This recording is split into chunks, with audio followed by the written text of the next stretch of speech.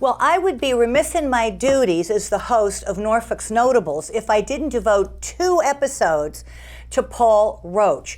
And he's going to talk to us this time about growing up in mid-century Norfolk. And he was known for his love of cars at an early age. Some say he was driving cars, $25 cars, at 9 years old around Norfolk. Now other people say, no, that's an exaggeration. He didn't drive cars until he brought a car to school when he was 14. So, and shortly after that, Paul became a very well-known and a top competitor in stock car racing over at Norwood Arena. So I'm just thrilled to have him here today. Oh, Paul, thank you so much. Thank you so much for coming. Yeah. Now, where were you born? I was born on Main Street, Norfolk, in Burke's, where Burke's restaurant is. My father built that house in the 20s, and I was born in there. I had a midwife. Oh, you know, my mother had a midwife. Now, were all of you born in that house? No, just me. Just you. Yep. Now tell me about was there a dairy farm that your family owned? My father had a dairy farm on North Street, on the corner of Marshall and North Street, and they lost it in the Depression. The barn came down in the Depression, you know, the '38 hurricane. So. And so, what did they? Now, were they delivering around Norfolk? Did they? Yeah, they had my father had a milk route. Matter of fact, I've got a bottle that I found. It says Roche Brothers on it. Oh. Yeah, and that's precious to me. Sure. Yeah. Oh. Now, is it true you were driving around at the age of 9? Yeah. How'd you get away with it? Well, I didn't drive on the roads as much as you think I did. There was lots of trails, old roads, like the Medway branch was all the way through, and there was more roads around that you could just drive down the road a little bit and go into a cow path and get around town that way. It must have been a completely different world. Oh yeah, it was all. We was kids, and you know, we had fun, you know, and we didn't do anything. And they rolled the sidewalks up in Norfolk in the 50s. Of course, we didn't have any sidewalks, so we couldn't roll them up. And now, did you drive a car to school? No, not no. See, it's all sorts of lore and mythology. I had a motorcycle, and I did drive that to school for a few days. Now, where'd you get the money to? Now, what did if a car was $25, an old car? Yeah. Now, I remember hearing you say something about a car that only ran in reverse. Yes. And Ed White sold me this car, and he said, if you can get it out of here, you can have it for $25. And I said to him, can I, all right, if I back across your lawn? And he says, you're going to back the car around? And I got in the car and I put it in reverse gear and I backed around and I drove it all the way home backwards. Oh my God. Well, do you remember how much of a trip that was? Where were you? You had to get to North Street, and where were you when you? Well, it was on North Street, but I only lived up here. Oh, okay. Where Burke's restaurant is. Right. Yeah. And then I had a small junkyard where, Ware's Field, which now is the old timers village there. The senior center? No. Where the houses are. The houses, yes. The houses, yeah. Now, did you sell out of there? Did you? Well, it was a junkyard. I was like 14 years old with a junkyard, you know. So did people come and buy things, or did you buy? I only sold to some of the kids, you know, but I didn't. It wasn't a real big junkyard. It was just a small junkyard, and then Mr. Ware got upset with me, and he told me to get out of there. Was that his property? Yeah, it was his property. Now that's where is that at 25 Rockwood? Yeah. Where they're going to go up there and do a development too. Yeah, well, I recognize the name. Yeah, when they when I had that road put in there, I made a place from my house over the stone wall, and I could drive out in the woods to Ware's Field. It was up there, so he let me. He says, "Oh, you can store a car or two there," but I wound up with about 20 cars. 20? And how old were you then? I think 15 or 14. So you're working, I assume. My first job was taking 201 buckets of water up a steep hill for Mrs. Shaw on Midway Street. And there was no plumbing in the house? No, there's no plumbing, just running water. So she I mean, just not running water, just the buckets of water I brought up. Oh my! And how old were you then doing that? I was 8 years old when I started that job. God. So did you do this on the? Did you go to school? Did you do this after school? And I do it after school. Yeah. Well, that's kind of a lot for an 8-year-old. And then afterwards, I got a job down Crestbrook Farm, which was the guy that owned Payne's Furniture. He had huskies. He had lots of huskies. We had about 30 huskies up in the woods there. They had made a place. And now, whereabouts was this in Norfolk? That was on Lake Street. Okay. Oh, okay. But the farm was out further on the woman's a dog officer now. She lives in that barn where we used to Hillary. keep. Yeah, Hillary. Yeah. Now, what were they doing with all those huskies? Did they ride around in the winter? Well, what I used to do, I got so good and fit so good with the owner, he'd let me take the huskies out on a run, and we had this rubber tire car, lightweight, we put behind there, and I used to go around and I used to give commands, and we used to drive all around Norfolk. So the huskies pulled you on this. Now, you said it was a kind of a rubber car. Was it some sort of a I don't know. chair? It was kind of like that. It was just made up just for hauling dogs. And I used to go around and pick up all the girls and take them for rides and everything else. So. And there was enough cleared land that you had. No, I do it on the street. Oh.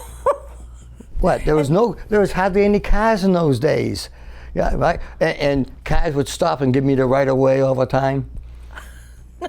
I just tool all around Norfolk on it. Now, how did you learn to fix all these cars? You were self-taught, or was there a vocation? This for the dogs? No, okay.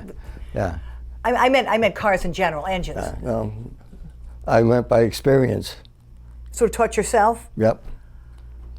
And when did you start doing that? Again, when you were like 8 or 9? I bought my first car. You must have been up on a stool to. I bought my first car when I was 8 or 9. I've forgotten exactly, and I didn't get it running for a while, but I did get it running. Now, what year would that car have been? It was a 38, 35 Ford. 35, because you were born in 38. Yeah. So it was only 3 years old. No, well, I did fix them, but you know. And then did you sell any of the ones you fixed? Did you sell them to your friends? That went later on. And when did you start doing that? Abe Snyder, which was he was a taxi cab driver at night, and he junked in the daytime, and he worked for Checker Cab. And now, junked meaning, you said he junked during the day? Yes, junk cars. Okay. Oh, he worked in a junkyard? No, he had his own junkyard. Oh, okay. And he had his own junkyard, and he came out, and they changed over to Checker Cabs, and they get rid of all the Plymouths, and me and Art Woodwork, I guess we got a couple of the cars, and he painted some of them, and I painted some of them. And now, spray painted them? Yeah. First time I ever spray painted the car. Now, tell me about, wasn't there a place called Ma Green's? Yep, I worked down there afterwards. Now, what was that? What was it? It was a Jersey dairy farm down in Walpole, just over the line. And what did you do there? I took care of the cows. and melt them. And this was all. Now, there was no high school in Norfolk until when? 1959 or 58? Something like that. I don't remember. Yeah. So where did you? But there was what was the name of the school that you went to in Norfolk? When I lived here, I used to walk over the hill and go to the center school here, right here in Norfolk, the wooden building where the Protestant church is now. The Protestant, that would be The addition, the flat part of the flat part of you mean the Federated Church? Yes, yeah. So there was a building over there. Yes, and that was a school. Now, the St. Jude's was built later. Wasn't it? Much later. And did St. Jude's have their services at the Grange? Yes, we did. And did you? Yes. Now, you weren't a full altar boy, or were you? Well, or did you just take the plates and the psalter? I really didn't want to be an altar boy because I didn't like Latin that much. And in those days, all the masses were in Latin. And so you had to know what to do when and what was going on. They ain't so much that. I just didn't. I couldn't remember the Latin words, half of them. Were they teaching Latin at the school? Oh, hell no. So you would have had to go to the CCD for that. They didn't have CCD in those days. How would you have learned Latin? I had to take the book and learn it. Oh, Latin's not easy. No, it isn't. and I never did it. I think I just helped out a couple times on the altar, but me and my father, we used to carry this portable altar up this narrow stairs every other week. In the Grange? In the Grange, because the Grange only met every other week. So we only have to do that every other week. So it was, and my father used to give me a nickel to help him. You put that towards the cars? Oh, yeah. Now, what kind of pay did you get at these jobs? Was it an hourly? Well, because $25 is $25. I mean, if you're making. I don't remember how much I got for an hour back then. 50 cents or? I really don't remember. I used to get a small paycheck, and Mrs. Shaw used to give me. I think it was 50 cents or 60 cents a week back in the 50s. A week? A week. For hauling water up a hill when you're 8? Yeah. Oh my God. Did you go around and look for these jobs, or did people just sort of knew? No. I mean, were you kind of like a... yes. kind of well known around, and so people would come to you? Yes, and then afterwards I'll tell you a story about my newspaper business. Uh-oh, okay, I didn't know about that. Well, I forgot all about it until now. What subject we was talking about? Well, we were talking about, I was asking you what you made an hour. Well, I don't really remember. 60 cents a week. I don't know, but I know one thing. I asked my father for $25 if I could buy a car, and he says, you got a job making $5 a week, save up. Right. So, Just take a little over a month. Yeah. What about the newspapers? Now, my grandfather lived in the house up there on Washkowitz. Ravinsky? No, before that. Washkowitz bought the house. Make a long story short, my grandfather was there, and he wanted me to get the Boston Globe. And Harold Campbell had basically the whole store on Sundays down there. Was that Campbell Street named after him? Probably. So he had it was the right store. across from the police station. That's where his store was. His little hardware store he had there. So, and my grandfather says, "You go down there." I really didn't want to get the newspaper every Sunday, right? It was probably you only got it on Sundays, right? Yeah. And my grandfather was a proofreader for the old Boston Transcript. Really? Yeah, he was a proofreader. Well, he must have been. Well, he must have had at least a high school education for that. Oh, he had college education. Yeah. So.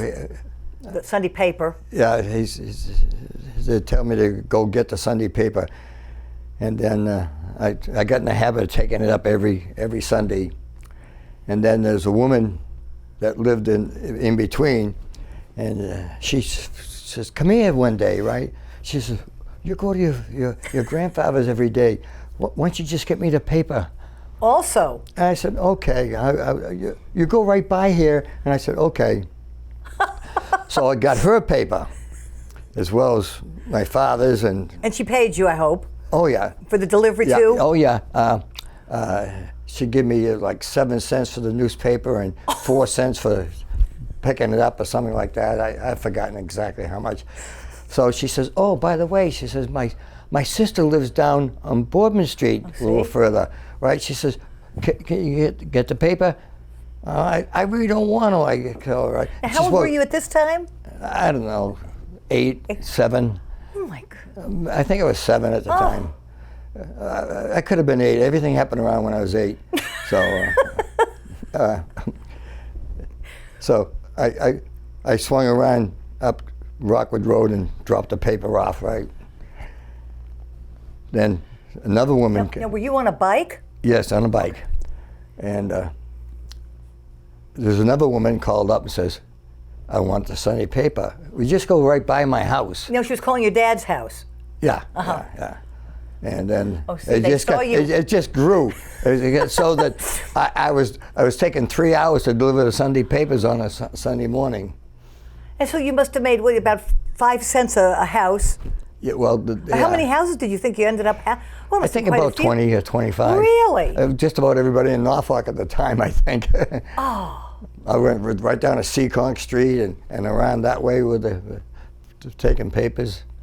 So when some of these houses that now, so these houses that grew up, say on, because somebody had mentioned they thought they were probably thinking of Rockwood Road, because Ernie Alex thought you had a junkyard on Boardman behind the houses that are now there. Well, which I call Wrinkle Village now, right?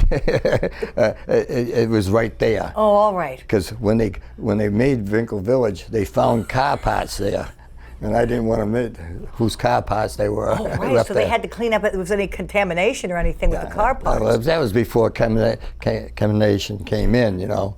Now you said a little earlier, how many cars did you have at one time when you, let's say, before you started the stock car racing? And where did you put them? On where's property. At the junkyard? Yeah, yeah. And your parents, what did they say? Nothing? Or they just... No, they did. You know. And then in the barn, we put a sliding door on it, and I put a motor in there backwards, and put a motor in there with the exhaust going out the doors, right? And a radiator, and I put the fan on backwards so I could heat the garage up with a gasoline car. Now, wouldn't the fumes have hurt you or killed you? Yeah, that's the reason why I'm in the head now. But, so it was going out towards a wooden door. Yeah, it was shut. It was off to the side, and the other door was open. We put the fan blade on backwards, so it'd blow the warm air out into the garage. So now, did other boys come in there and work on the cars with you? Did you teach them how to? Yes, Ricky Bigelow did. He was my savior. He come around all the time. Me and him were and David Cornell came around somewhat. Now, how was he a savior? Well, he could just come in and helped out, you know. So did he know? Was he older than you? No, he was a week younger than me. So did he know more about the cars than you, or no. But it was just we learned by on hand. Did you ever get hurt or have an explosion or? Nope. Wow. So now tell me some more about now wasn't there another farm where you worked, Enos's farm? Henry Enos's farm, yes. Yeah, and where Paul and Jane live now, me and Roger Callahan painted that house, sprayed it before they got married. So. And you worked up there as well? Yeah, I worked on the farm there one summer. And did you were like with the vegetables and that sort of thing, or were you tilling the soil or anything like that? Just I was in the cow barn. Oh, working with the cows. And haying. Yeah. Now, did you ever see a cow born? There? Yeah. No. No, none of them. No. I did at my greens. What was that scary for you at that time, or No, just a matter of fact kind of thing? Just doing a job, you know. Because I mean, I've seen it on TV, and it's a little grim. The only thing, my hands got slimy. Oh, did you help with it? Oh yeah, I had to. Oof. Was there a vet, or just the? Oh no, just me and my green. Oh my God! So. We're talking about the 50s, you know. We were not talking about the 90s or 2000 now. Well, there must have been a vet somewhere around, wasn't there? Yeah, but people I'm sure just of it. so because Everybody took care of their own animals, basically, you know. Now, so do you remember when were the streets starting to get paved? Do you remember? Was Main Street paved? Heck yes, yeah. So it was a lot of the streets were paved. What about Seekonk? Was that paved? Oh yeah, that was paved. And so I'm not that old, you know. But a lot of these side streets were not. No. My goodness. And then to think that there are people that didn't have running water in the house. Most everybody had running water. We had running water, but we had a well that was dry all the time, and we struggled with that. So.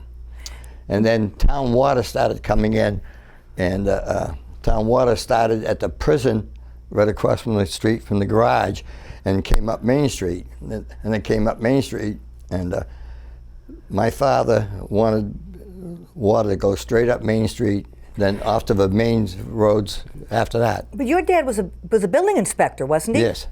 Was he the first building? He was the first building inspector, was he? He was, as far as I know, he was the first building inspector, and I'm about 95% sure he was the first building inspector. Oh my goodness! Now, so what work did he do? He was a carpenter. Oh, okay, right. Yeah. And so he was.